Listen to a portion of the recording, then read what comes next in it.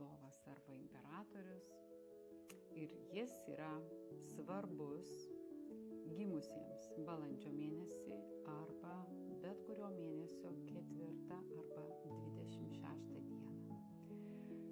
Pas žmogų pagal gimimo datą gali atsirasti ir kitose pozicijose, bet jei žmogus turi šitą archetipą, tai greičiausiai pas jį reikšis tokios savybės.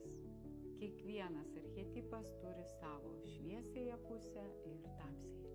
Tai jeigu šitas archetipas rodo, reiškiasi, mes jam leidžiam reikšti savo šviesiai pusiai, tuomet žmogus bus atsakingas, pareigingas, labai puikus administratorius.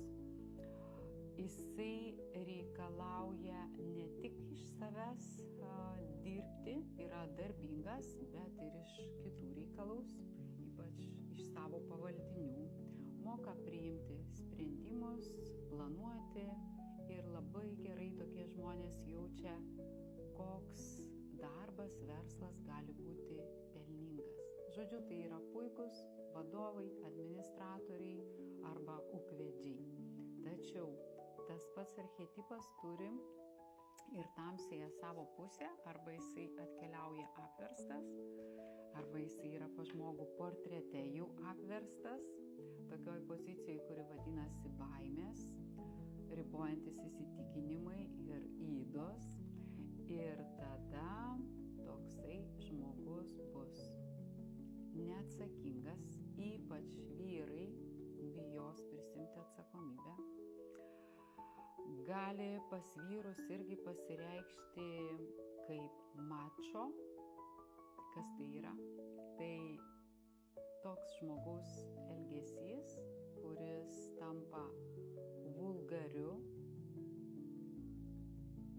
arba agresyviu, bet jam pačiam gali atrodyti, kad tai yra tikras vyriškumas.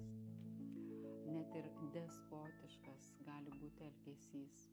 Čia priklauso nuo žmogaus įsivaizdavimo ir sąmoningumo.